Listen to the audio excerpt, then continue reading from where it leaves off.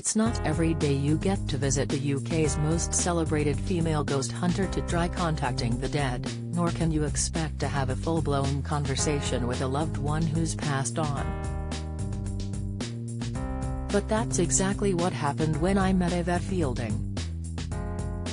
The former Blue Peter presenter and most haunted icon invited me into her quirky Cheshire home in a bid to show me the power of the spirit world. Speaking to spirits is a blessing, she explains, as she whips up coffees in the kitchen.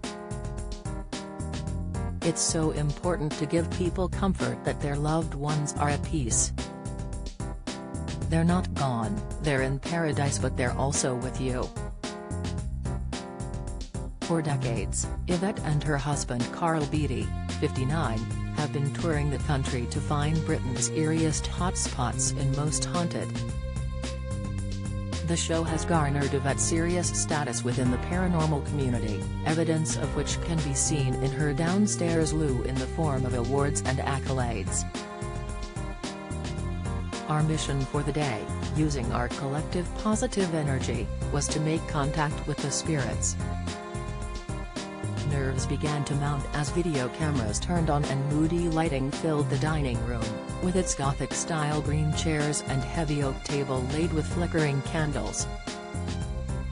The scene was set and the cameras started rolling, then the séance began.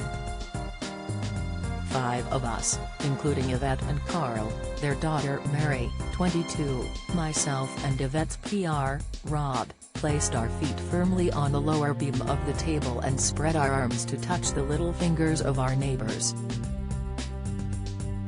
In my teens, my friends and I would watch horror films and tell stories about scary spirits. I've always been fascinated by, and open to, their presence. A few months after Mum died, I'd feel a warm hand on my back when no one was home and I'd dream of her being alive and well. But Mum didn't believe in an afterlife.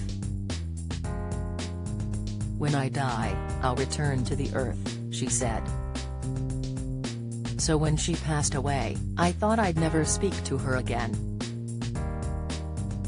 But I was wrong. Yvette called for the spirits to make their presence known. A light knocking echoed through the giant table and a tiny, childlike whisper sounded in Yvette's ear. After minutes of on-off weak tapping from the spirits, Yvette made an announcement. I think you need more energy, don't you? Let's all have a wine to loosen up. Within seconds, hearty measures of Hardy's Red were glugged into glasses. It was after midday, and a water glass was placed upside down on the table. Now we've loosened up, Yvette giggled, addressing the spirits. Why don't you move this glass? With index fingers placed lightly on the upturned glass, we watched in awe as it slowly but surely shifted along the surface towards my chair. A spirit wanted to contact me, but who would it be? 2 years ago, my mum passed away from motor neuron disease at the age of 59. It was an incredibly traumatic disease for her and the loved ones who cared for her. For those 2 years I'd worried. Is she happy? Is she in pain? Where has she gone? Thanks to Yvette, and her late dad Alan, who she says helps spirits make contact during a séance, I learned that, yes, my mom is happy, pain-free and in a better place.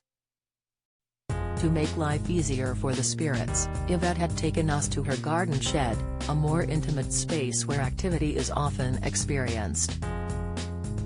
What happened next made my jaw drop. I called out to Mum, stating that I was present, and heard strong, excitable tapping all around the shed. Eyebrows raised and mouth wide, I began asking for answers that only she'd know. My favorite food Mum made me, was it salad? Silence. Fajitas? Silence. Lasagna and garlic bread? Cue excited, strong tapping. The whole room gasped in awe. "Okay, what about our favorite comedian?" I smiled. Sarah Millican was met with silence. Then, barely halfway through saying Victoria would, tapping sounded through the shed, like a starting car. "That's right," I cried, tears of joy streaming down my face. I couldn't deny it, and nor could the others. When she also spelt out her name, Amanda, there was no doubt I was speaking to my mum. Yvette produced a pen and paper and wrote the alphabet along 3 lines. It was time to see if Mum had a message for me. Using her taps as a guide, Yvette wrote, "Miss you, stop being sad." Mum was no longer in pain. She was happy. When asked by Yvette what Mum felt when she died, she tapped out, "Bliss." After every answer, the room erupted in awe. I finally had the answers I was looking for. We all cried as Mum's tapping faded and she returned to her happy place. "One of our worries when a loved one dies is whether they're in pain," said Yvette. "I'm confident there is life after death.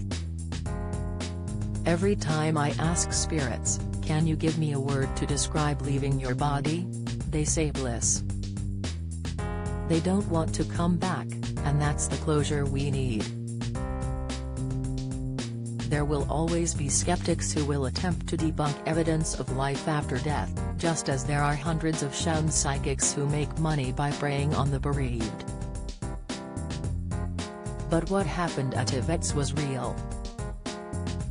I believe I spoke to my mum. I believe she is happy, and I believe that life on Earth is just the beginning. I never expected to feel so much comfort from the experience. I wouldn't suggest everyone tries to contact a loved one, but I came away feeling as if a weight had been lifted from my shoulders. I plan on making contact again. I never stopped thinking about her, but now I know she's right here with me.